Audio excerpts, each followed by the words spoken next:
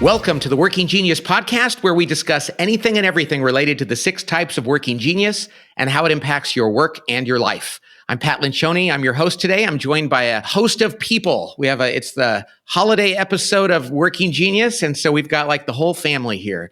We've got Beau, Tracy, and Cody on mic. We've got Karen and Matt in the studio. And so this is called the Working Genius and the Holidays. So Beau, tell us a little bit about that. Yeah, I'm so excited about this topic because I think, first of all, the holidays are a lot of work.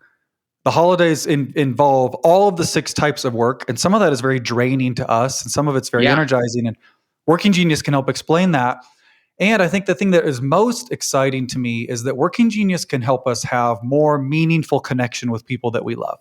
When we understand our own wiring and how we show up, and when we can begin to understand the geniuses of people around us, and we'll get to this part of the conversation. We actually want to help you all be able to have a meaningful conversation around the holidays that isn't just about politics or football. Yeah, it seems like we're either going to get in an argument or play charades and watch football game.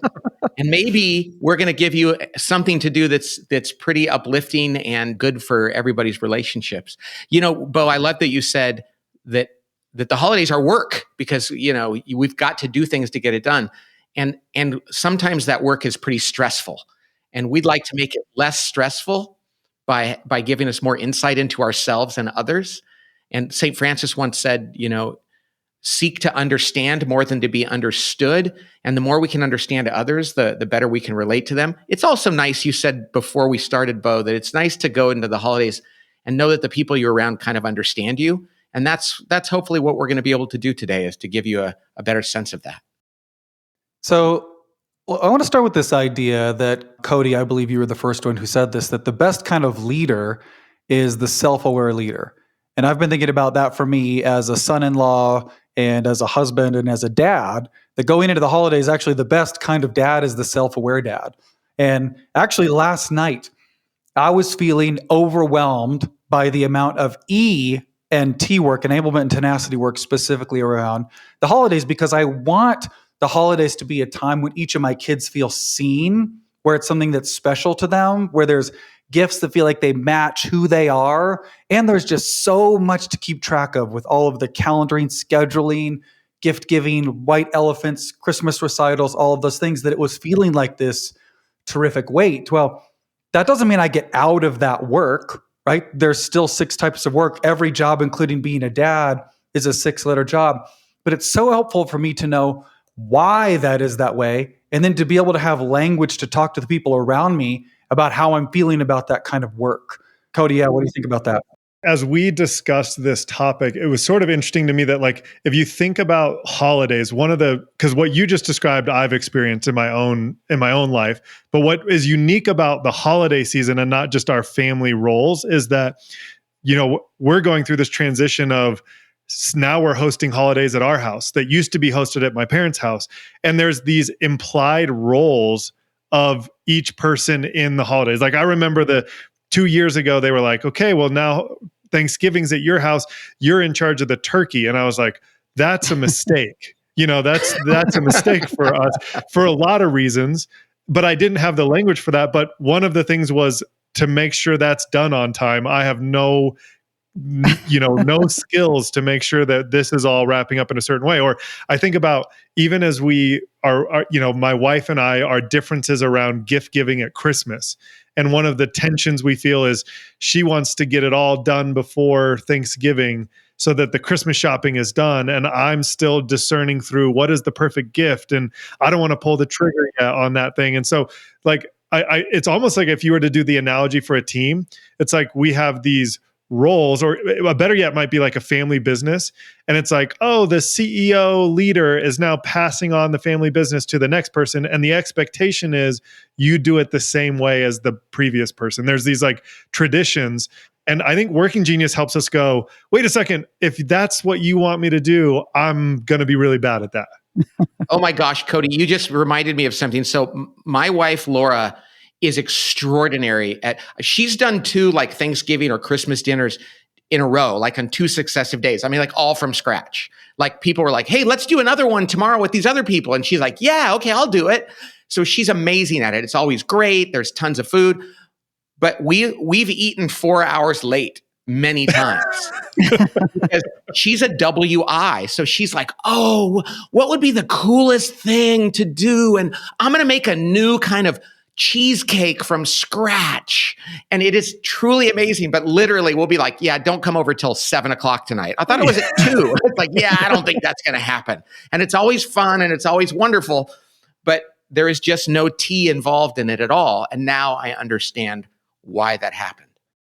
Yeah, we sort of tentatively thought about calling this the 6 frustrations of family gatherings, because depending on your genius, some part of the work is very frustrating. And there's an emotion that comes with that, which is a terrible emotion all the time, but it's in particular terrible around family, which is the feeling of being misunderstood.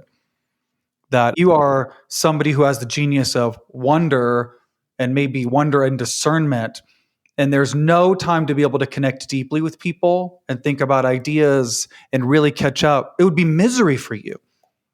And for years, you might have walked around showing up to family gatherings, not knowing why you felt like a fish out of water. And Working Genius can help everybody in your family be a little bit more understood around the holidays. So you know what we should do, though? We should actually jump right to the practical thing we're going to suggest people do, because it can kind of make it a little bit more, it can give you handles around it and make it more practical. So, and the people listening to this know Working Genius well. And so you're excited about it. You know the potential of it. So this could seem really dorky, but again, we think it's going to be better than charades and better than a political argument and better than sitting around twiddling your thumbs. So let's talk about the very practical recommendation that we're going to make for a Working Genius person that they can actually do on Thanksgiving Day with their family. Yeah, so what we're going to do is in the show notes, we're actually going to give you a link to a really simple document that you could print off or you could have on your phone to be able to talk about this concept with your family. You could actually send them this episode if you wanted to in advance. But if you didn't, and you just sat around the dinner table and you said, hey, I've had this observation or this thing that I've learned this year, that there are 6 types of Working Genius, and I'm just going to read you a short description of each. And then let's talk about which one most resonates with us and which least resonates with us. And we have specific questions around that. But Pat, how would you set that conversation up? Well, first of all, anybody that's listening to this, we're not going to make you act something out or do something total, because, people in your family are going to be, what kind of weird thing is this? It literally is going to be like, hey, which of these 6 things that I'm about to read a 1-sentence description of? It could be this quick. I'm going to read these things, and which of them makes you go, oh, I love doing that? Or, oh, that, I can't stand that. Which gives you joy and energy and which doesn't? And, here's the thing. Since you're a proponent of this, there are going to be people that look at you like you're crazy for doing this. And after you're done, 3 minutes later, people are going to be, oh my gosh, that's so interesting. That's totally me. Or you were always like that as a kid. Now I understand it. There will be breakthroughs, but you're going to have to go, just humor me here. So tolerate 3 to 5 minutes of a little pushback. Yeah, Cody? Well, I was just going to say, Pat, I, as someone who makes every conversation a Working Genius conversation, this isn't I don't need to anticipate as many objections. This is now like, hey, Pat said I should do this at my mealtime during Thanksgiving. But here's actually the observation that I have is when we talk about Thanksgiving or Christmas is sort of famous for your uncle throwing an incendiary topic on the table. I kind of feel like that happens as a result of this phenomenon that happens at these gatherings, which is people talk about inconsequential things for a long time. Like, so we sit down and we're like, how's the weather where you're at? And what football team do you like? And eventually it gets so distasteful for everyone because there's no substance to the conversation that somebody goes like, well, screw it.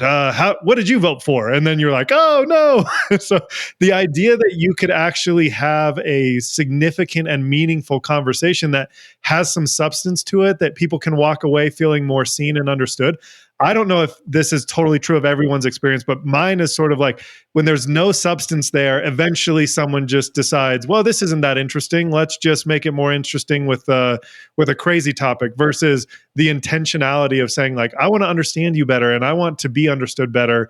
And here's a really simple conversation we could have about that. Yeah, and throw in that second or third glass of wine and everything starts to unravel. And if you're a Detroit Lions fan, your team is losing a football game about that point too. It's always the same. So I love this, Cody. I love the description you just had, because it actually is fun and interesting. So I was thinking, here's one thing we might do is go around and say, I'm going to read these 6 things to you. Every one of you, 2 of these you're going to resonate with with joy and energy. 2 you're going to go, oh, kill me right now. I don't want to do that. And 2 are going to be in the middle. And as I read them, let's all try to guess our own, but maybe you actually have insight into somebody else too. It's so fun. And I will guarantee you that people are going to say, that is so interesting. There's going to be connections made around your family, your history, the things you're doing now, the things you've done in the past. And I cannot imagine a group of non-drunk people not finding this really interesting and insightful. So then very simply, Pat, you would say, hey, which of these stand out to you as bringing you joy or giving you joy? Which one of those rob you of joy? And then maybe you can just evaluate if the conversation is dead. You can say, how about some pumpkin pie? But if people are leaning in, you might say, okay, what activity, based on the answers you just gave, what activity around the holidays do you enjoy the most or enjoy the least? And we had this conversation yesterday as a team, and it was really interesting because 3 people with 3 different geniuses might say they love wrapping Christmas presents for different reasons. But people might also say, this is why I'm always late, or why I'm the last one to commit to come over on New Year's Eve, because this thing is so frustrating to me to try to get the calendar, right? And you'll learn something about each other and hopefully be able to laugh a little bit to say, oh, that's not just because they're a dingbat. It's because they're wired differently than I am. And they might also be a dingbat, but that's part of the explanation. Right. Or somebody might be like, oh, you're so anal because you have to get your Christmas shopping done the 3rd day after things. And other people are like me and Cody, we are out there shopping on Christmas Eve. And sometimes you can say, yeah, here's why. And I don't have this, or I do have that, or I want the perfect thing, or I love to get people presents, but I don't really want to wrap it because, anyway, it can be an interesting way for people to kind of laugh and understand one another rather than just be stressed out. Lindsay and I, my wife and I, were having a conversation just this morning around, she wants this Christmas present buying situation that for 9 years we've never figured out. And Working Genius this year helped us figure out a different way of looking at it, which is every year my wife says, I want you thinking about gifts to give other people. Now, I am a discerner galvanizer with invention as a competency. So what I do is I'm like, I really want it to be a good gift. But my wife, who is also not an inventor, we don't throw out ideas to evaluate. So we just earnestly want to give a good gift without the idea of like, well, who is the inventor who could like throw out 5 ideas and us discern like that actually works for my brother, and that's a great gift for my mom, and that's a great gift for my dad. So we constantly find ourselves discerning it into the ground. And then what the DG on Christmas Eve, I'm like, okay, I'm going to go out there and rescue this, but it really did give a lot more language to this friction we felt for a long time that was like, oh, you know what we should do? We should find a list online or find a friend of ours or someone else who has invention that says we can now evaluate that gift. So I've been sitting here listening to you guys, and I think it's really interesting that the way you're positioning this is almost you're apologizing for it. And it seems like this is risky. And these are your people. These are your family and friends. So can you talk about that a little bit? Yeah, I think that it's a great comment, Tracy. Sometimes when we're together for like Thanksgiving or holiday, Christmas, it's compulsory. And so we're with people. And sometimes your family members are the most gracious ones. And sometimes they're the people that give you the least amount of grace. So you're most worried about doing the wrong thing. And you might not see them for another year. So it kind of does depend. And it depends also on what your geniuses are. Like, Beau, you're a galvanizer. So tell us about how you how that plays out for you at your family.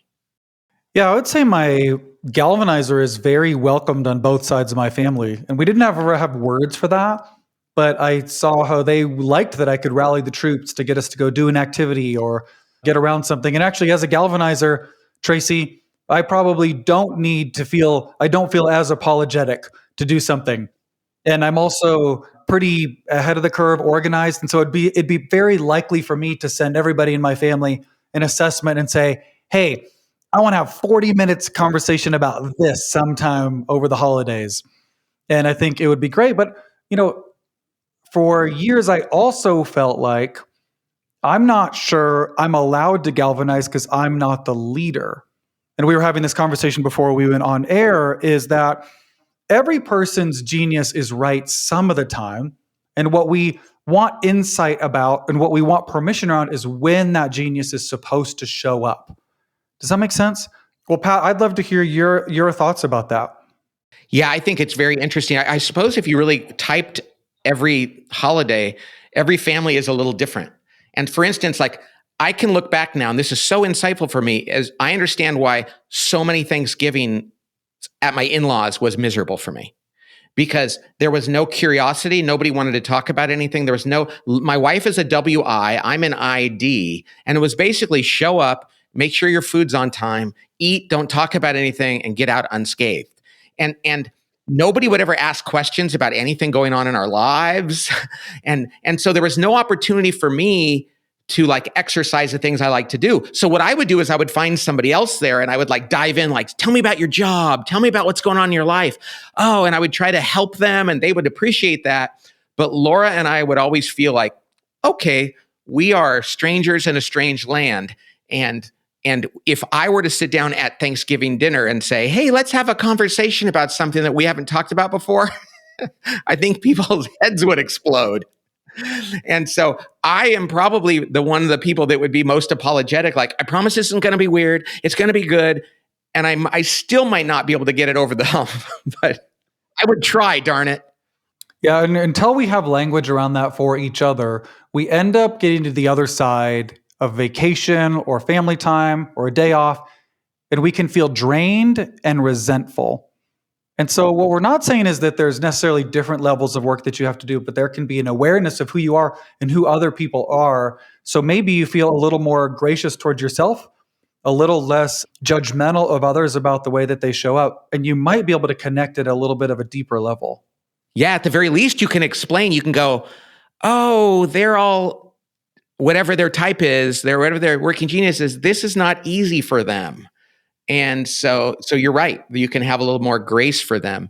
And you can go into it, like my wife and I would go into it, go, okay, we know we're not going to get what we need here. That's okay. Let's reset our expectations and go in, and we're aiming fairly low. And then we might have a great time. I mean, fundamentally, we talk about this a bunch on the podcast, but it's really about guilt and judgment. Like, I have very regularly around holidays felt guilty. And here's how I feel guilty is I would go to other people's holiday parties, Thanksgiving or Christmas or whatever else. And I'm like, wow, they have done something really cool that we haven't done. And I feel like, oh, I'll steal that. And I feel guilty like, well, that wasn't really our family tradition, but I kind of stole it. But it was that discernment kicking in of like, that would be great for our family, but guilt around not having invented it myself. But then the other judgment piece of it is like, Pat, I've been to multiple dinners at your house where Laura, I went to one dinner where she had 3 main courses and 3 desserts, and it was just like us and I think your boys. It was, it was crazy that, and there's, what was great about that is being able to celebrate how great that was. Yeah, I think we didn't eat on time, but it was like, she couldn't even decide on which dessert. And so she made all 3. I love that. And if you don't know how that person's wired, you could be like, a little judgment or not really understanding why they did what they did. And so really, I think this conversation is about the very fundamental part that we talk about working genius all the time is ridding yourself of guilt and finding more grace for other people. And maybe complimenting people for the thing that's most important to them. And I know, Tracy, I'm going to out you. You said one of the hardest things for you on holidays is when you're an E, year of enablement is one of your geniuses. And so you do so much. And if people don't appreciate it, they just kind of take it for granted. She's like, it's painful. It's so painful. Yeah, it's interesting talking about this because I was reflecting on, Beau, your question about how do the answers to these questions play out during the holidays. And for me, I host Thanksgiving every year. And I love coming up with the menu. It's got to be the right menu. And I love serving people. They come to my house and I love taking care of them. But if they don't appreciate that, it's so painful for me. And that's not something that you should feel bad about. That is, like we talked about, the thing that an E wants to hear the most is, man, I see what you did for me and I appreciate it. Not even to be like lifted up on a pedestal and sell, but just like acknowledged for, wow, that was really cool.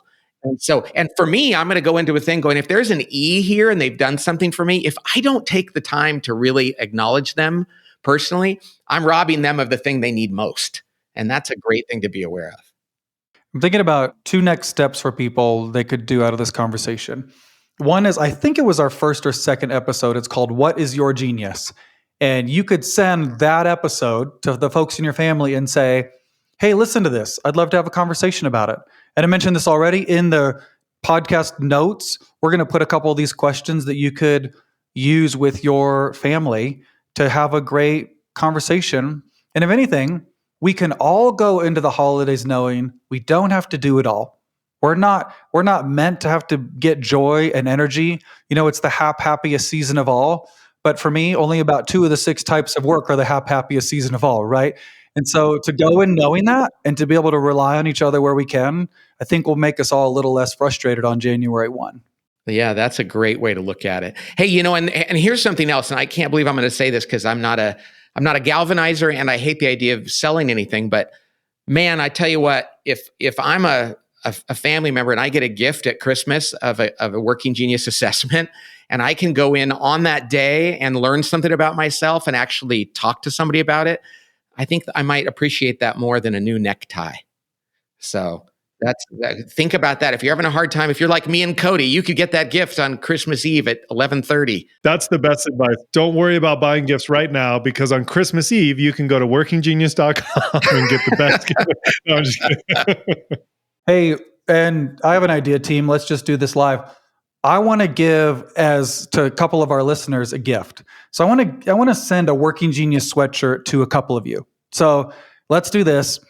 On an upcoming podcast episode, we're going to go find some of the reviews from wherever you listen to your podcast, Spotify or iTunes or wherever else there are podcasts. We're going to find a couple reviews and we'll read them. And if we read your review, then send us a note and I'll send you a Working Genius sweatshirt. So if you have a family member who really, really loves this conversation, you can give it to them. Or better yet, you can just keep it for yourself. So go review the podcast.